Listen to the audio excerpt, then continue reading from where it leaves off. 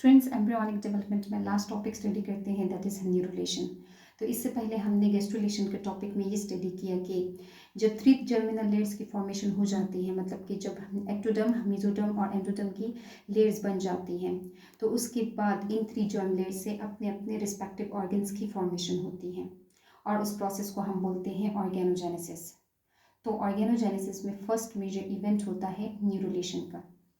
न्यूरोलेशन कहते हैं the formation of nervous system, मतलब कि जब एम्ब्रियो का ब्रेन बनता है, जब उसका स्पाइनल कॉर्ड बनता है, जब उसका पेरिफेरल नर्वस सिस्टम बनता है, तो इस प्रोसेस को हम बोलते हैं न्यूरोलेशन। और इस स्टेज में एम्ब्रियो को कहा जाता है न्यूरूला। इससे पहले पहले की स्टेजेस में हमने उसको कहा था मोरूला, फिर हमने उसको कहा था ब्लास्टूला या ब्लास्टोसिस्ट, फिर हमने उसको कहा था गेस्ट्रूला, और अब यानी कि न्यूरोलेशन के प्रोसेस के दौरान में उसको न्यूरूला कहा जाता है। नर्वस सिस्टम की ओरिजिनेशन होती है एक्टोडर्मल लेयर से। ये 3 लेयर्स इस तरीके से अरेंज हुए होते हैं। सबसे टॉप पर या सबसे बाहर एक्टोडर्म की लेयर होती है, एक्टोडर्म के नीचे मेसोडर्म की लेयर होती है और मेसोडर्म के दरम्यान में नोटोकॉर्ड जो कि एक रॉड लाइक स्ट्रक्चर होता है वो अरेंज हुआ होता है, और सबसे नीचे एंडोडर्मल लेयर अरेंज हुई होती है। तो जब ये 3 लेयर्स बन जाते हैं तो उसके बाद ये नोटोकॉर्ड एक्टोडर्म के उन सेल्स को जो कि एग्जैक्टली इसके टॉप पर लोकेटेड होते हैं कुछ सिग्नल्स देना स्टार्ट कर देता है, जिनकी वजह से एक्टोडर्म के सेल्स की डिफ्रेंसिएशन हो जाती है, सेलुलर डिफ्रेंसिएशन हो जाती है, मतलब कि उनको उनका काम हवाले कर दिया जाता है।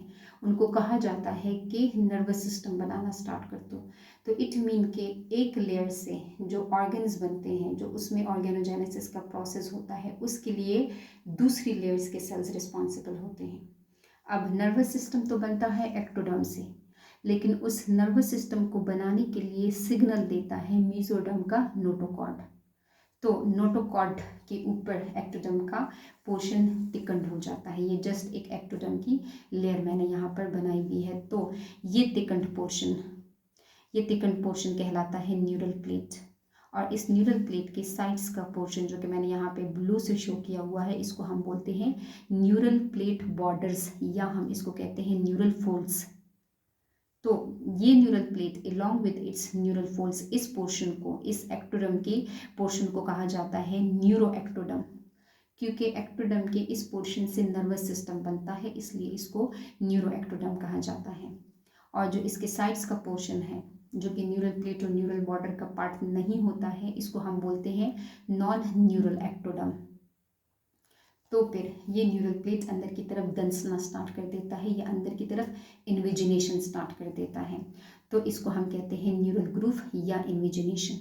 और इस दौरान में जो न्यूरल फोल्ड्स वाला पोर्शन होता है, वहाँ से भी सेल्स निकल कर बाहर आ रहे होते हैं। फिर ये इन्विजिनेशन डीपन होती जाती है और न्यूरल फोल्ड से भी सेल्स माइग्रेट कर बाहर निकल आ रहे होते हैं। तो इन सेल्स को जो कि सेपरेट हो रहे होते हैं ड्यूरिंग इन्विजिनेशन, इन सेल्स को हम कहते हैं न्यूरल क्रेस्ट सेल्स।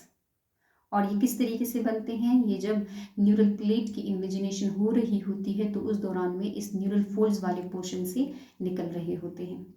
फिर डे 22 पर ये इन्विजिनेशन कंप्लीट हो जाती है, और ये इन्विजिनेशन या ये ग्रुप पिंच्ड ऑफ हो जाता है एक्टोडर्मल साइड्स से, और एक्टोडर्म के जो साइड्स का नॉन न्यूरल एक्टोडर्म वाला पोर्शन होता है वो आपस में कंबाइन होकर ये नॉन न्यूरल एक्टोडर्म बन जाता है। और ये इन्विजिनेशन जो पिंच्ड ऑफ हो जाती है, इसको हम बोलते हैं न्यूरल ट्यूब, और ये न्यूरल ट्यूब के नीचे नोटोकॉर्ड मौजूद होता है, और ये न्यूरल क्रेस्ट सेल्स यहाँ पर खुद को अरेंज कर लेते हैं।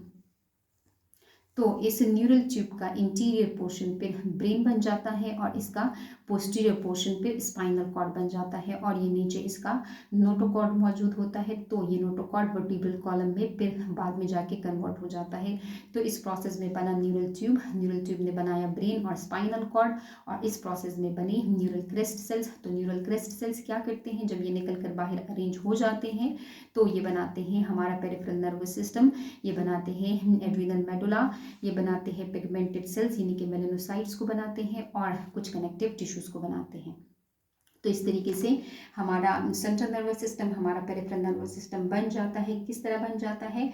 एक्टोडर्मल लेयर से बन जाता है और उसके लिए नोटोकॉर्ड के सिग्नल्स इंपॉर्टेंट होते हैं ताकि एक्टोडर्म के सेल में सेलुलर डिफरेंशिएशन का प्रोसेस हो जाए, वो अंदर की तरफ इन्विजिनेशन स्टार्ट कर दे और ये न्यूरल ट्यूब फिर पिंच्ड ऑफ हो जाए अपनी एक्टोडर्मल लेयर से। तो जब फर्स्ट मंथ का एंड होता है तो जो ब्रेन के वेंट्रिकल्स होते हैं, मतलब कि जो ब्रेन में होलो कैविटीज़ होती है, वो बन जाती हैं।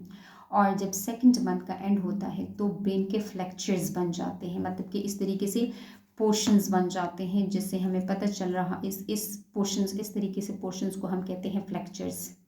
तो ये बन जाते हैं, मतलब कि ये वाला पोर्शन फिर फोर ब्रेन बनाता है, ये मिड ब्रेन बनाता है और ये हाइंड ब्रेन बनाता है। तो फिर Aahista Aahista cerebral hemisphere brain को कवर करना स्टार्ट कर देता है by the end of second month. और इस दौरान में ब्रेन से निकलने वाली जो वेव्स हैं, मतलब कि जो इम्पल्सेस जनरेट हो रही होती है ब्रेन में, तो उनको भी रिकॉर्ड किया जा सकता है। मतलब ब्रेन वेव्स को रिकॉर्ड करने का मतलब ये है कि ब्रेन ने अपना काम आहिस्ता आहिस्ता से स्टार्ट कर दिया होता है by the end of second month. और जो रिमेनिंग नॉन न्यूरल एक्टोडर्म होता है वो कन्वर्ट हो जाता है इनटू स्किन एपिडर्मस, क्योंकि एक्टोडर्म से नर्वस सिस्टम भी बनता है और एक्टोडर्म से स्किन भी बनती है। तो ये हमने पढ़ा अबाउट द न्यूरुलेशन। न्यूरुलेशन कहते हैं फॉर्मेशन ऑफ नर्वस सिस्टम को, ये एक्टोडर्म से बनता है और एक्टोडर्म से हमारी स्किन भी बनती है। तो इस दौरान में न्यूरल क्रेस्ट सेल्स भी बन जाते हैं। न्यूरल क्रेस्ट सेल्स क्या होते हैं? जो इन्विजिनेशन के दौरान में नीचे की तरफ निकल रहे होते हैं और खुद को अरेंज कर रहे होते हैं। उनसे peripheral nervous system, adrenal medulla, pigmented sales और कुछ कनेक्टिव टिश्यूज बनते हैं। तो ये था न्यूरुलेशन के बारे में। जब ऑर्गेनोजेनेसिस का प्रोसेस कंप्लीट हो जाता है, जब एम्ब्रियोनिक पीरियड कंप्लीट हो जाता है, मतलब जब सारे के सारे ऑर्गन्स बन जाते हैं, उसके बाद एक अल्ट्रासाउंड किया जाता है जिसको हम बोलते हैं क्राउन रैंप लेंथ, CRL इसको कहा जाता है।